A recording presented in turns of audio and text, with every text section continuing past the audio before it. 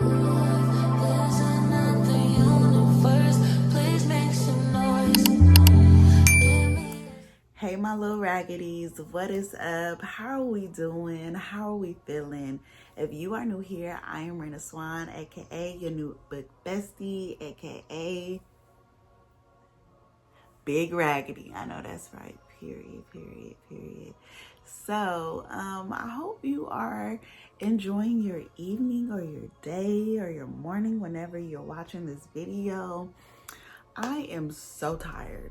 I had to drive 2.5 hours yesterday to support my sister whose mother-in-law passed away. And if you hear a bunch of yelling in the background, I'm letting you know right now that my kids are home. And my daughter likes to do this thing where when she gets upset, she just starts yelling out, bruh, bruh, bruh, instead of just fixing the problem or finding a solution. So if you hear that in the background, they're fine. They're with Marcus. We working on it. So yeah, I'm just extremely tired, y'all. I had to drive 2.5 hours. I had to drive 2.5 hours there and 2.5 hours back. And then people talked and celebrated this moment for 2.5 hours. The funeral was from 11 to 1:30. And then we had the repast, and that was 2 hours. You know, Black people, I am so exhausted, y'all, so exhausted. But I cannot let that stop me from coming and talking to y'all about some of my favorite fictional families. And some of these books, some of you guys have already read because they're extremely popular. And some of these books may not be on your radar. So let's get into my list, okay?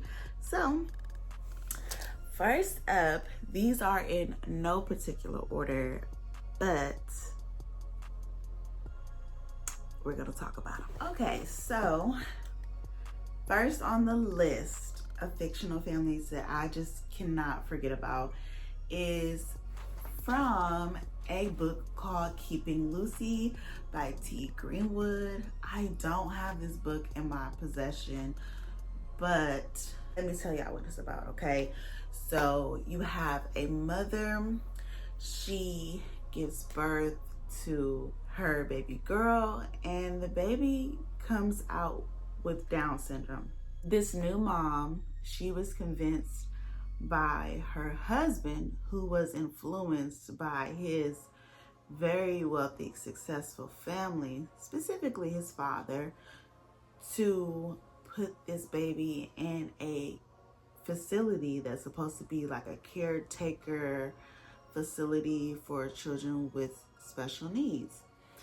And so she just kind of is like, okay, you know, like, I don't know how to be a mom, and I definitely don't know how to be a mom to a child with this type of need. And so maybe they know what's best. So they agree to send their daughter to Willow Ridge. The baby grows up in Willow Ridge. 6 years later, her best friend comes to her and she's like, girl, have you checked on your baby lately? And she's like, no, girl, we call and check in, but she fine, she good. She's like, girl, have you seen the news? The conditions are crazy. You need to go check on your baby.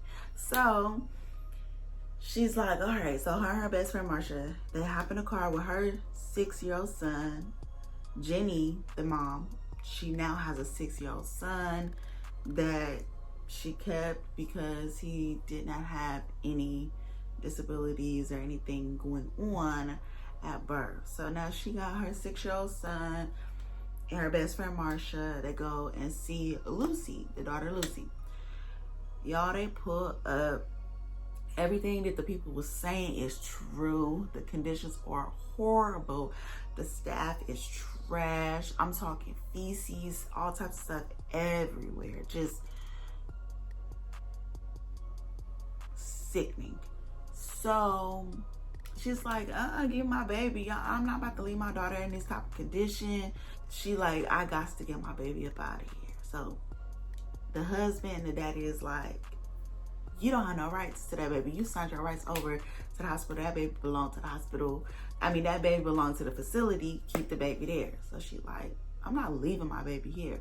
So it becomes a whole like fight for survival and protection and pure love that only a mother can provide. And so we get to see all the mistakes that Jenny realizes she made and how she plans to make up for her mistakes. And it is a very, very heavy read, especially as a mom who has 2 kids who are on the spectrum. Y'all, this story broke me, and it really pissed me off because I'm like, why would you give away your baby? But I mean, I guess, y'all, I guess it's definitely a story that makes you think and makes you want to see how it ends, you know? So definitely check that out. Another book that I've mentioned on this channel, but I'm gonna mention again because I don't see anybody talking about it at all.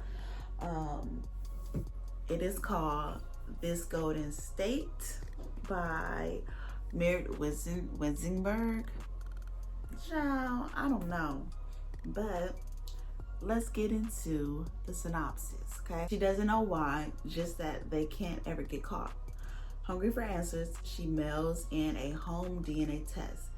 Then, just as she starts to settle into a new life in California and even begins opening up to a boy, the forgotten results bring her crashing back into reality, unraveling the shocking truth of her parents' real identities.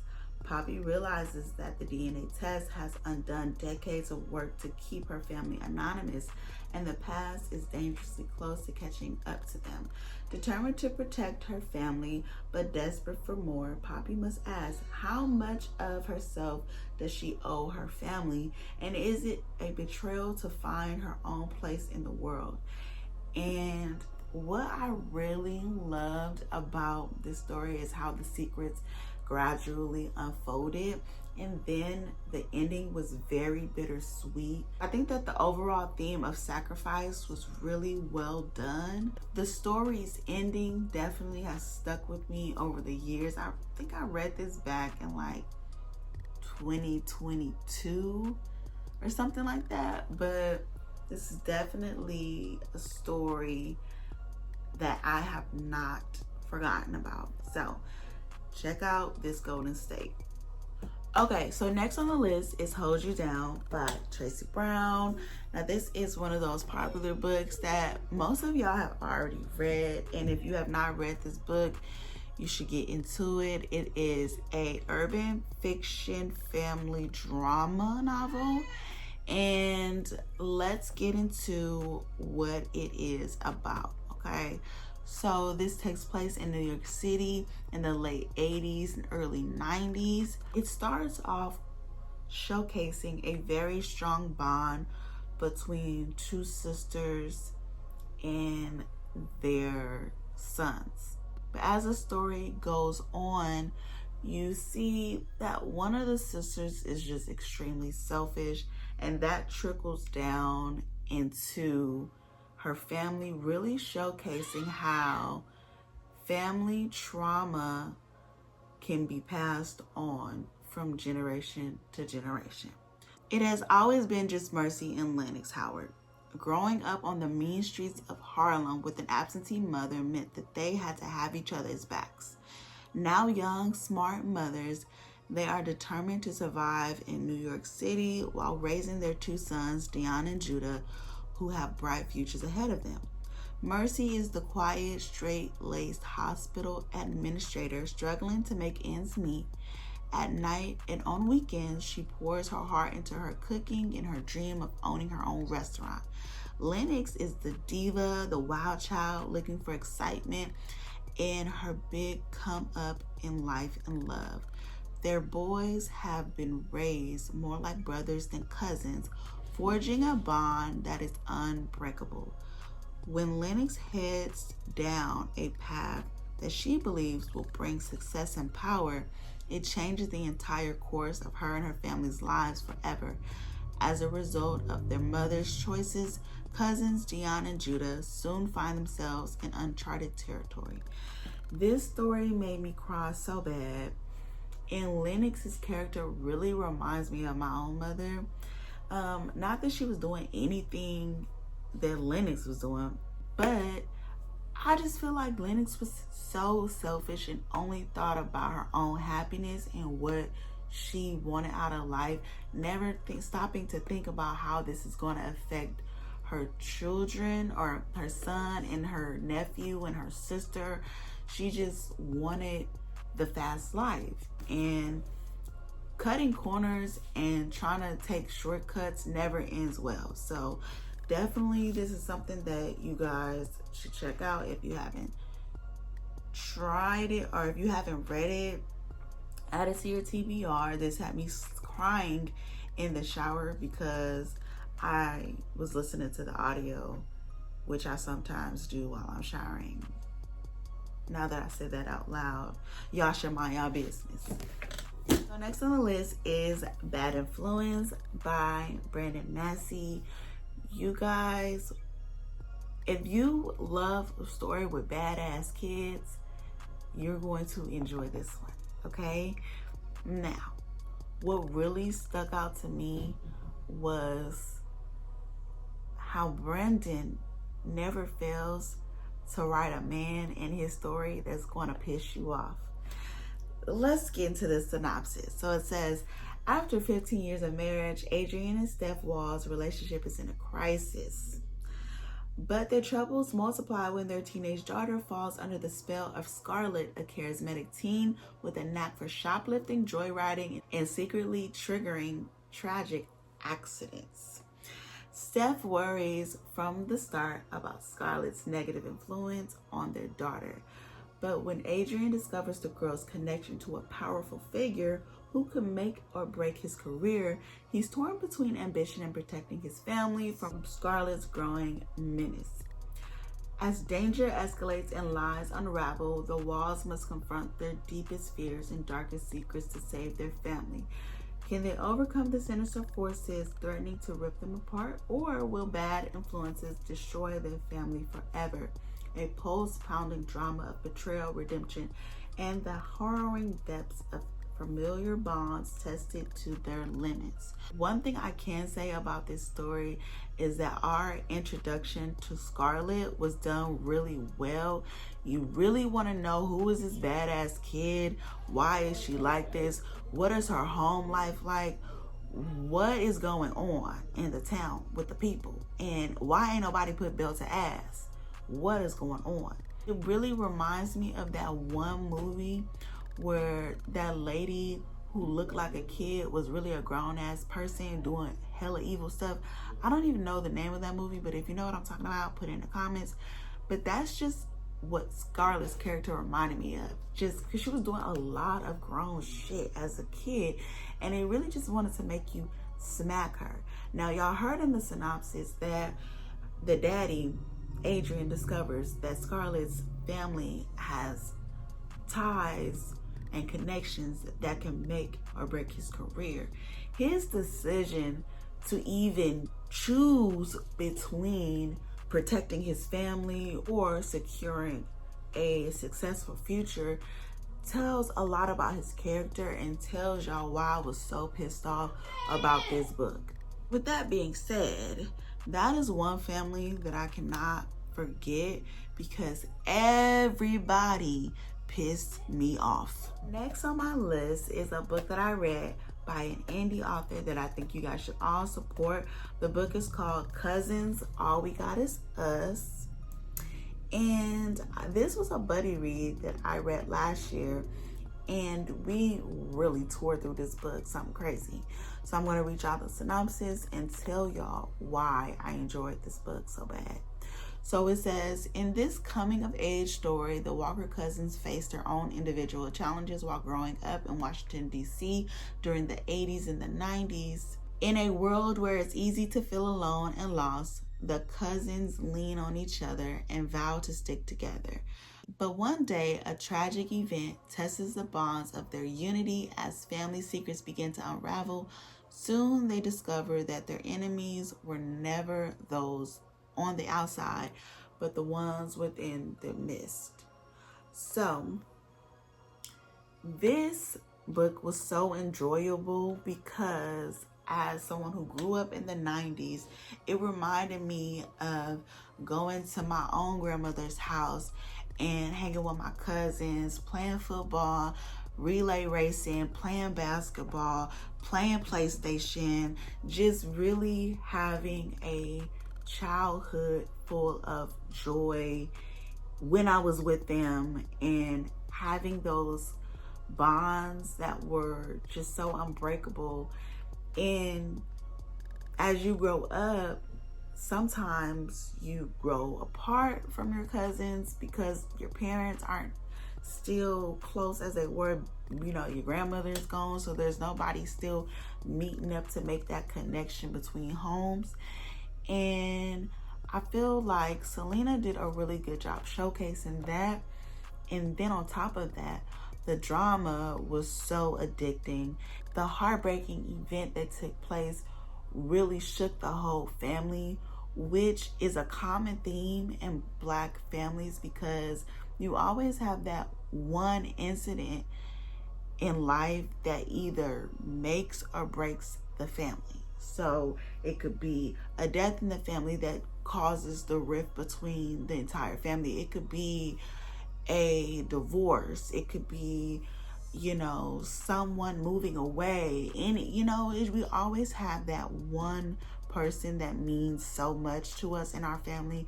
And then once that person is no longer the glue that keeps the whole tree together, or the roots that keeps the whole tree together, or whatever, it just kind of like the whole family falls apart, and then everybody's divided, and it's just never the same. So I enjoyed the hell out of this book. I was in Selena's DMs like, girl, when's the next book coming out? We need a part 2. And she was like, yeah, sure, I'm gonna do a part 2. What would you like to see? And all that jazz. And when you order from her, she will provide you a little bookmark. Gorgeous. And yeah, I love this book so much. The family sticks with you. It is gonna make you cry. It is gonna make you mad. You're gonna want to cuss a few characters out, but overall, this was done really well.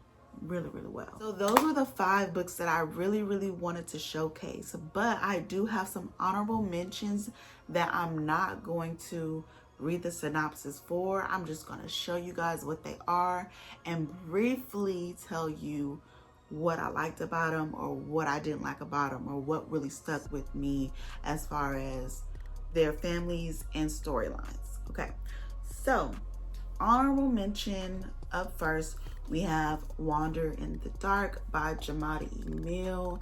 I really love this YA novel because you see a young boy being framed for something that he may or may not have done, and then you learn a little more about his family and his mother and his father, and how the father has a new family and he has a stepbrother, and you feel like you know which side you are going to choose as far as like the family drama that is being displayed within the pages. But as you continue to read, a switch hits and you just kind of like, I don't really know whose side I'm on. And so even though this is a YA thriller, I think that the family drama and the family bonds and connections was really strong in this one, and I loved how his stepbrother had his back the entire time. No matter like what was going on or how people felt about his stepbrother, like the stepbrother earned my respect in this book. And yeah, I just cannot wait for Jamada's next book that is dropping next year. And now that I think about it, I need to go see what's going on with that NetGalley arc that I requested. Yeah, so that's what I'm gonna go do when I turn this camera off, because that man knows how to write a good YA novel. Okay, so next on the honorable mentions, y'all should have known this book was coming. Done in the Dark by Tamara Morgan is another book by an indie author, and Tamara deserves all her flowers and tings, okay? I really want you guys to read this book and give reviews for this book, because she really wants to be traditionally published, and she wants to show that there is a demand for her writing and her skill, and as it should. But what I really loved about this story is that we get two sides of drama and conflict between two sisters, and reading it with a buddy or reading it with a group of people really makes for a great discussion, because you kind of go back and forth with yourself and others about who was right and wrong in the situation, or who was the cause of the tragic event that happened within this family dynamic. And I enjoyed it. Tamara is also working on a part 2, because it leaves off with not necessarily a cliffhanger, but it leaves you desiring more, and it makes you want to know like what's going to happen next. Because when I tell you, these last few pages was caked with so much reveal, like, girl, we need to figure out what's going to happen next. So I'm rooting for Tamara. She's such a sweet lady. I did an interview with her in our book club, the official chapter chat. It's on my channel. If you read that book and you want to watch the discussion for it, definitely go scroll down.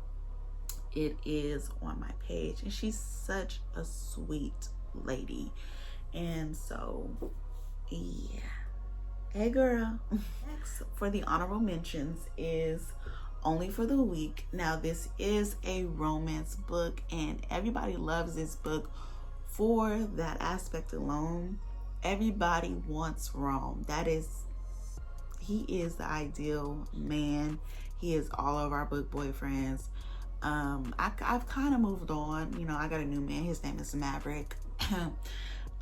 You know, when Hendrix is not watching, because Hendrix looks like she hits hard, or Hendrix seems like she hits hard, and I don't want no smoke. But outside of the romance in this book, the family drama was there. I mean, your sister is marrying your ex, and your mother is a gaslighting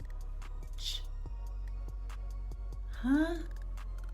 Where are my boxing gloves?